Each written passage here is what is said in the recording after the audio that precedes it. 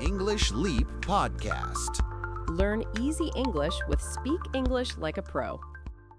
Hey, English learners. Welcome back to the English Leap Podcast, your cozy place to learn easy English through real-life conversations and real feelings at the same time. Yeah, welcome back, everyone. And today I want to start with a confession. Not mine, yours. Already putting the audience on trial. Just a little. Here's a confession I want you to make silently to yourself right now. Think about the last time you studied English, really studied, and ask yourself honestly, was what you were doing actually moving your English forward, or did it just feel like it was? Because those two things are very different, and most English learners cannot tell them apart. And that gap between what feels like progress and what actually is progress is exactly where today's conversation lives. Because here's the truth that nobody likes to hear.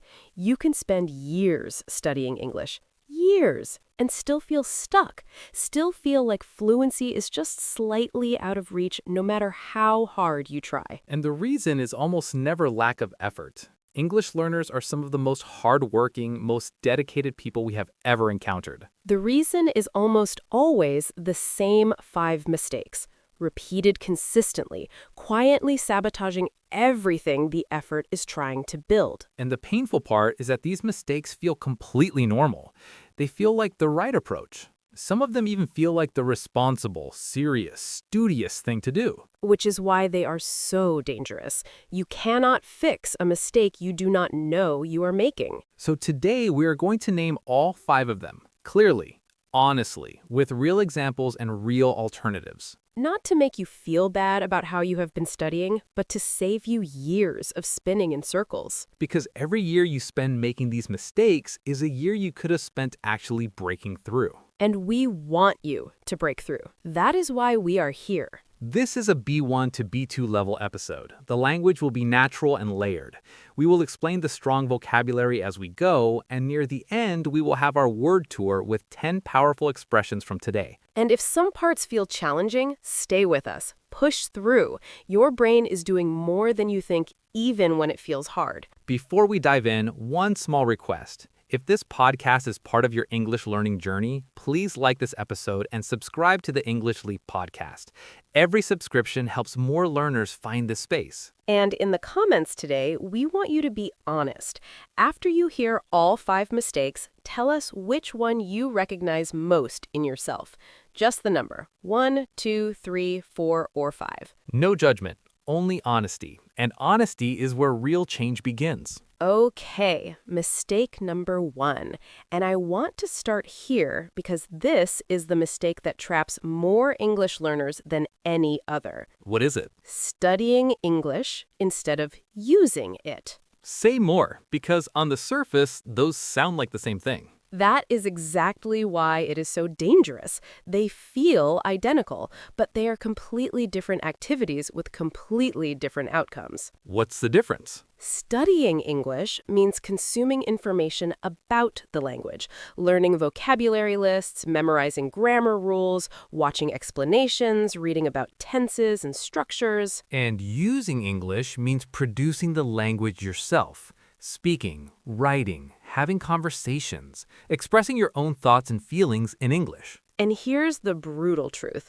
You can study English for 5 years and still freeze the moment someone speaks to you, because studying and using are processed by completely different parts of your brain. Yes, studying builds what researchers call declarative knowledge, the knowledge of facts and rules. You can explain the difference between present perfect and simple past. Using builds procedural knowledge, the automatic, instinctive ability to do something without consciously thinking about it, like driving a car or riding a bicycle. And fluency is procedural. It lives in your instincts, not in your mental checklist. And instincts are only built through repetition of doing, not repetition of reading about doing. Think about learning to swim. You can read every book ever written about swimming technique.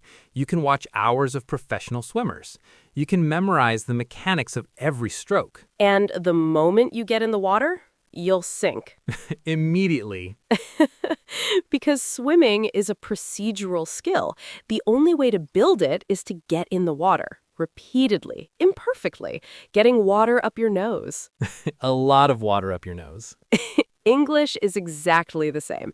The only way to build fluency is to use the language, repeatedly, imperfectly, making mistakes that feel like water up your nose. And most learners are standing at the edge of the pool, reading books about swimming, wondering why they can't float. So what does the alternative look like practically? It looks like shifting the balance of your English time dramatically towards production rather than consumption, speaking more than you listen, writing more than you read, using what you know rather than waiting until you know more. Because here's something that feels counterintuitive, but is completely true.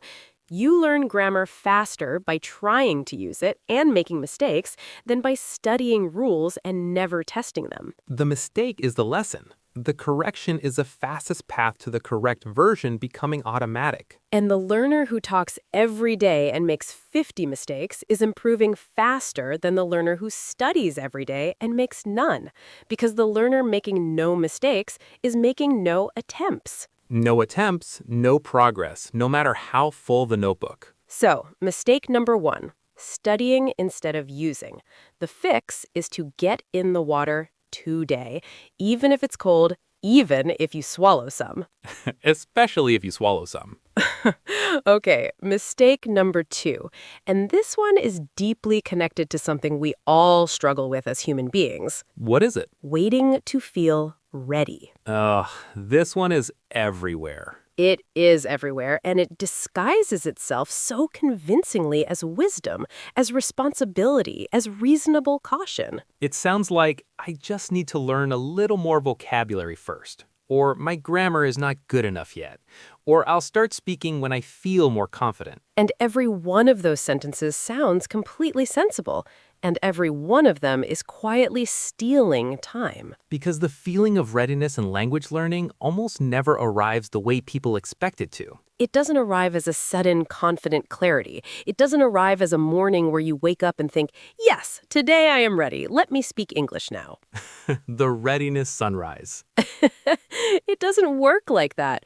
Readiness in language learning is not a starting point. It's a result. You don't feel ready and then start.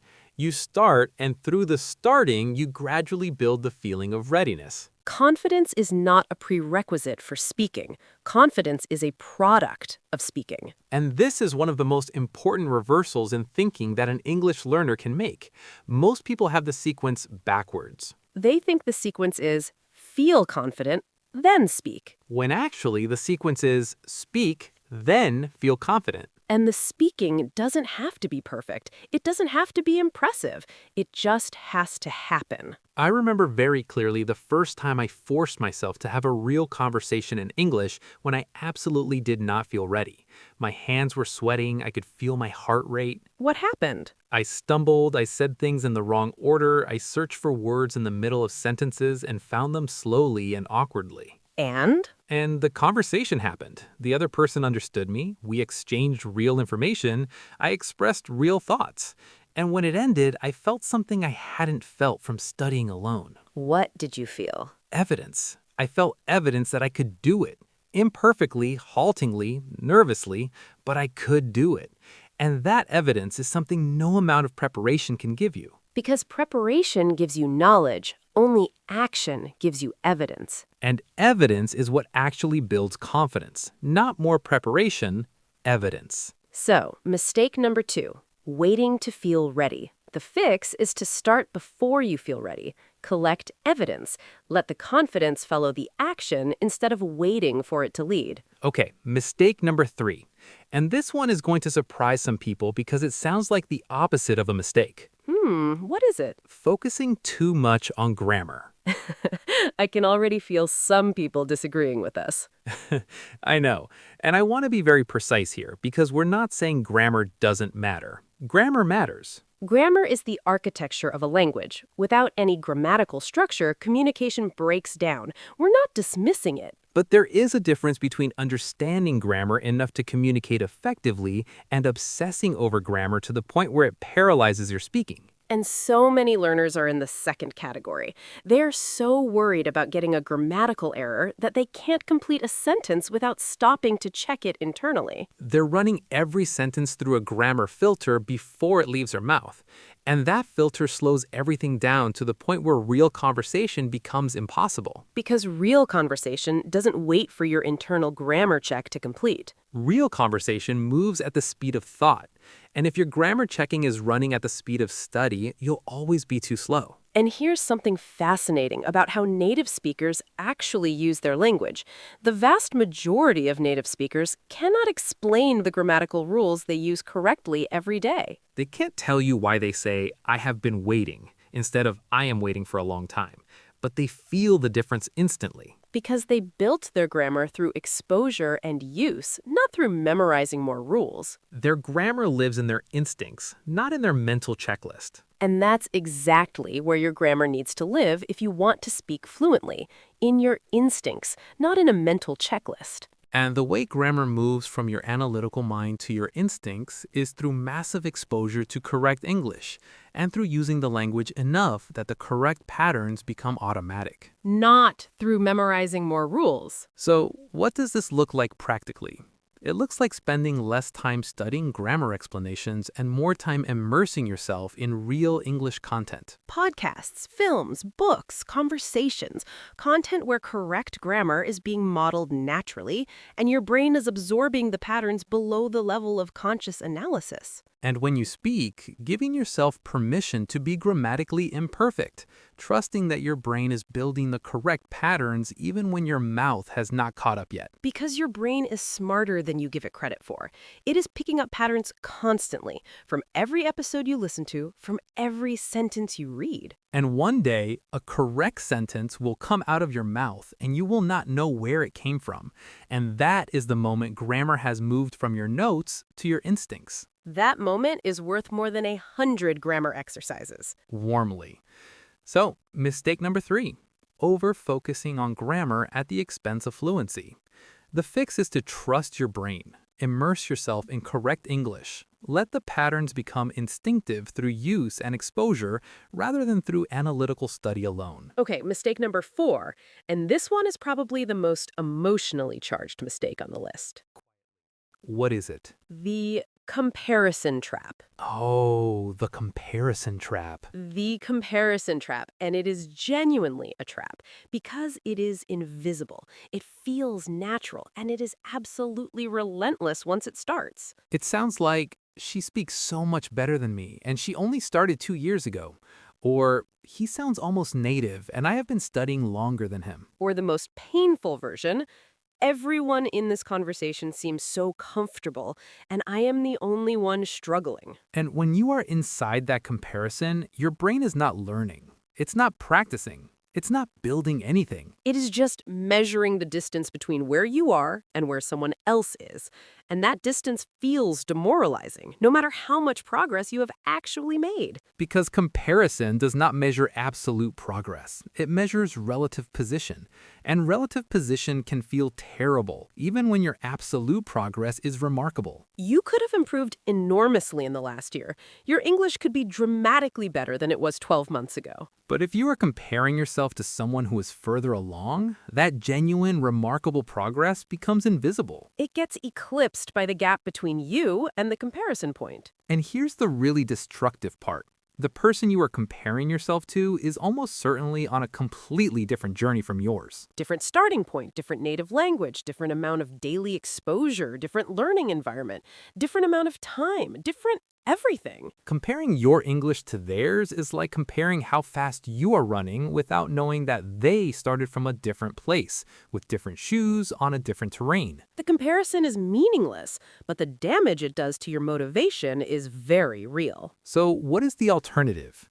If you're going to compare yourself to yourself. Your English today versus your English 6 months ago. Your confidence now versus your confidence a year ago. Your ability to understand this podcast today versus your ability to understand it the first time you listened. That comparison is meaningful because it measures your actual progress on your actual journey. And when you measure that way, most learners are shocked by how much they have grown, because growth is invisible when you're inside it. It only becomes visible when you look back. So look back regularly. Keep a record of your English. Old recordings, old writing, old notes, so you have something real to measure against. And let that measurement be your motivation, not the distance to someone else's ceiling, but the distance from your own floor. The distance from your own floor. That is the only measurement that matters. Mistake number 4, comparing yourself to other learners. The fix is to make yourself your only competition. Measure your progress against your own starting point and watch how much evidence of growth suddenly becomes visible. Okay, mistake number 5, the last one. And I have saved this one for last because I think it's the root from which so many other mistakes grow. What is it? Treating every mistake as evidence of failure instead of treating it as information. The relationship with mistakes. Yes, because how you relate to your mistakes in English determines almost everything about how fast you improve and how long you continue trying. And most English learners have a very painful relationship with their mistakes. They hear themselves say something wrong and something inside them contracts, shrinks, goes quiet. They feel embarrassed, exposed, like the mistake revealed something true and unflattering about their intelligence or their ability. And that feeling is so uncomfortable that the brain starts doing something very predictable. It starts avoiding the situations where mistakes are possible. It starts choosing silence over risk, safe sentences over ambitious ones, known vocabulary over new vocabulary. And the avoidance feels like protection, but what it's actually doing is building a ceiling on your English. Because you can only grow as far as the boundary of what you're willing to attempt. And if that boundary is drawn tightly around what you already know and can do perfectly, you'll never reach what's just beyond it. The new vocabulary, the complex sentence structure, the nuanced expression that says exactly what you mean rather than approximately what you mean. All of it lives just outside the comfort zone, and mistakes are the price of admission. And here's what the most successful language learners understand that struggling learners often don't. A mistake is not evidence that you failed. It's evidence that you tried something you couldn't yet do perfectly. And trying something you can't yet do perfectly is the precise definition of learning. It's not a malfunction, it is the mechanism. Think about a child learning to walk. They fall constantly, dozens of times a day, and nobody looks at a falling toddler and thinks, that child is bad at walking. They should stop trying. Nobody says that. Of course not, because we understand intuitively that the falling is not failure. The falling is the learning process. And yet, somewhere between childhood and adulthood, we start treating our learning mistakes as evidence of inadequacy rather than as evidence of effort. We start judging our falls instead of celebrating our attempts. And that judgment is what makes language learning so much harder than it needs to be. Because the learner who makes 50 mistakes in a conversation and keeps going is building faster than the learner who makes 5 and stops from embarrassment. Frequency of attempt plus willingness to continue after mistakes equals speed of progress. It is genuinely that simple. So, how do you actually change your relationship with mistakes? Because knowing you shouldn't be afraid of them and actually not being afraid of them are very different things. The first shift is cognitive. Instead of hearing a mistake and thinking, I am bad at this, you practice thinking, my brain has just identified a gap. Now it knows what to build. The mistake is a diagnostic tool.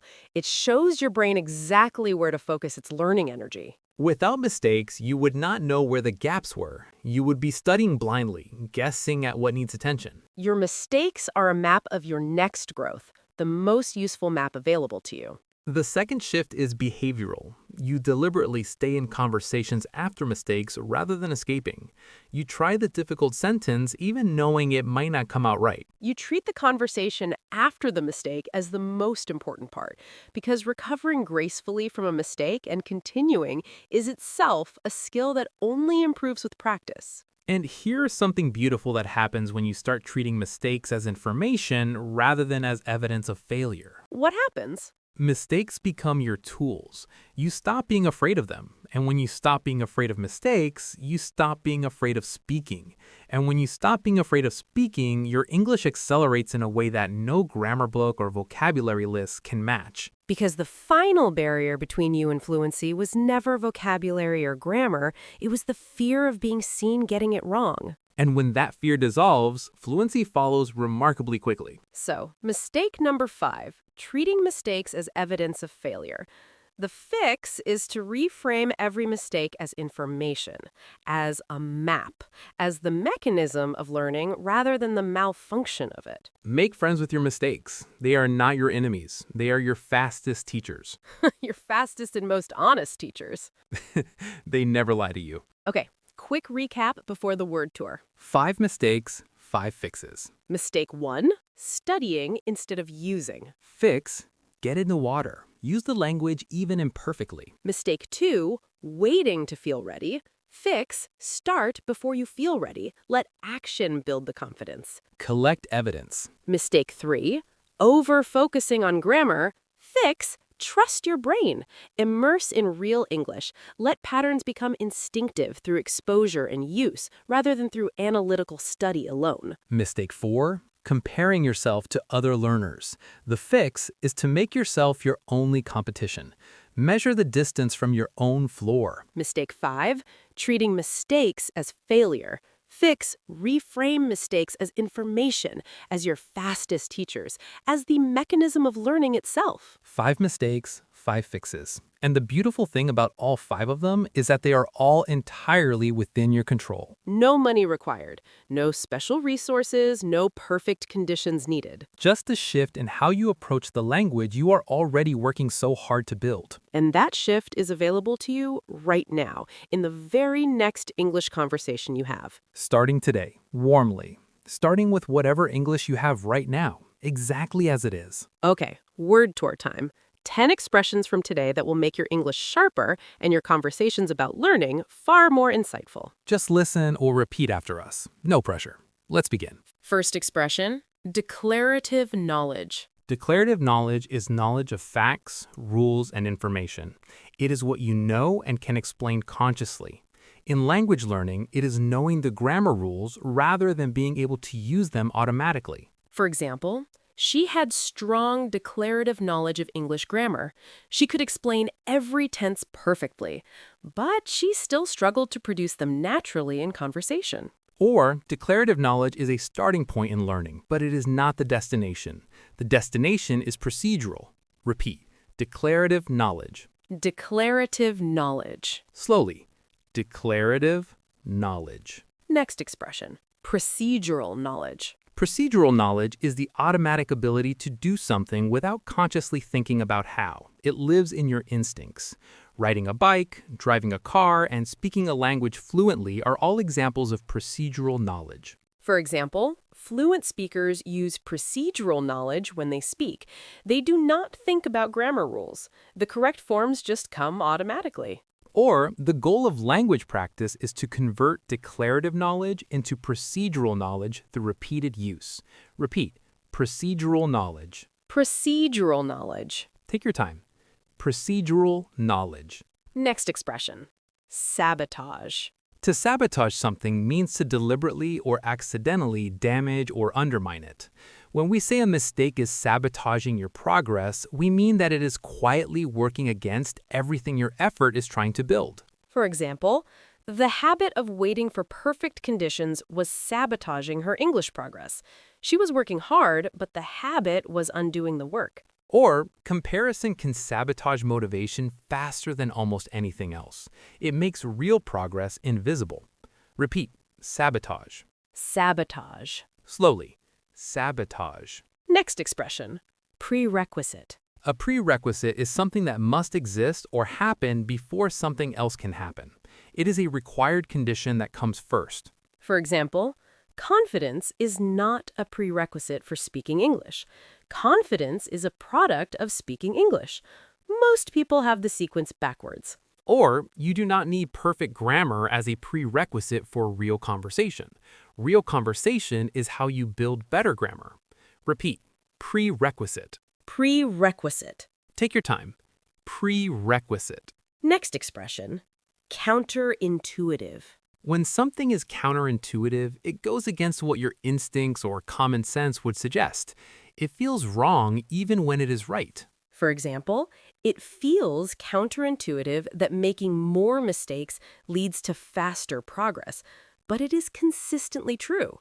More attempts mean more learning, even when those attempts are imperfect. Or it is counterintuitive that focusing less on grammar can actually improve your grammar. But immersion builds instinct faster than rule study. Repeat, counterintuitive. Counterintuitive. Slowly, counterintuitive. Next expression, immerse and immersion. Immerse yourself in something means to surround yourself with it completely, to put yourself inside it rather than observing it from outside. Immersion in English means surrounding yourself with the language as much as possible in your daily life. For example, she immersed herself in English by changing her phone settings, watching films, listening to podcasts, and reading articles all in English every day. Or total immersion is one of the fastest paths to fluency because the brain absorbs patterns most efficiently when surrounded by them constantly. Repeat, immerse. Immerse. Take your time. Immerse. Next expression, demoralize. To demoralize someone means to make them lose confidence, motivation, and the will to continue. Something that demoralizes you takes the energy out of your effort. For example, constant comparison with more advanced speakers can demoralize even the most dedicated learner. It makes genuine progress feel invisible. Or focusing only on what you cannot do yet is demoralizing. Focusing on how far you have come is energizing. Repeat, demoralize. Demoralize. Slowly, demoralize. Next expression, diagnostic. A diagnostic tool is something that identifies problems or gaps so they can be addressed. When we call a mistake diagnostic, we mean it reveals exactly where your knowledge or skill has a gap that needs attention. For example, treating errors as diagnostic information rather than as evidence of failure completely changed her relationship with making mistakes. Or, a good teacher uses student errors diagnostically. They look at the pattern of mistakes to understand where to focus the teaching. Repeat, diagnostic. Diagnostic. Take your time. Diagnostic. Next expression, contract. In this context, to contract means to shrink inward, to become smaller and more guarded. When something makes you contract emotionally, you close down rather than open up. For example, every time she made a mistake in front of others, she felt herself contract. She became quieter, more careful, less willing to try. Or, fear makes language learners contract. Confidence makes them expand, and expansion is where the learning lives. Repeat, contract. Contract. Slowly, contract. And our last expression today, reframe. To reframe something means to look at it from a completely different angle, to put a new frame around it that changes what it means. You're not changing the thing itself, you're changing how you see it, and therefore how it affects you. For example, she reframed her mistakes from evidence of failure to evidence of effort. The mistakes didn't change, but their effect on her motivation changed completely. Or reframing the difficulty of English from "I am bad at this" to "this is genuinely hard and I am doing it anyway" is one of the most powerful shifts a learner can make. Repeat, reframe. Reframe. Take your time. Reframe. That was our word tour for today. 10 expressions that don't just help your English, they help you think more clearly about learning itself. Choose one or two that stayed with you. Maybe reframe, maybe diagnostic, maybe prerequisite. Use one of them this week in a real English sentence. And write it in the comments. Tell us which mistake you recognized most in yourself, and tell us which fix you are going to try first. Because naming the mistake is the first step to leaving it behind. And leaving it behind is how you finally start moving forward at the speed your effort deserves. So here's our final thought for today. You are not a struggling English learner because you lack talent. You are not struggling because English is too hard for you, or because you started too late, or because your brain doesn't work the right way.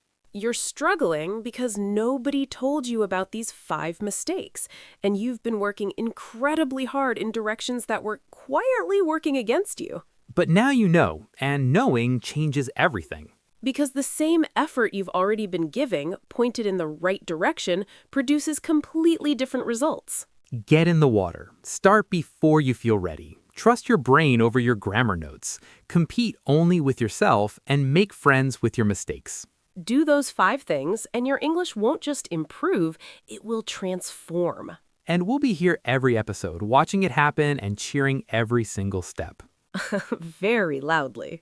The loudest cheerleaders in the podcast world. If today's episode gave you something real, please like it, subscribe to the English Leap podcast, and share it with one English learner in your life who's working hard but feeling stuck. They need to hear this today because the effort they are putting in deserves a better direction.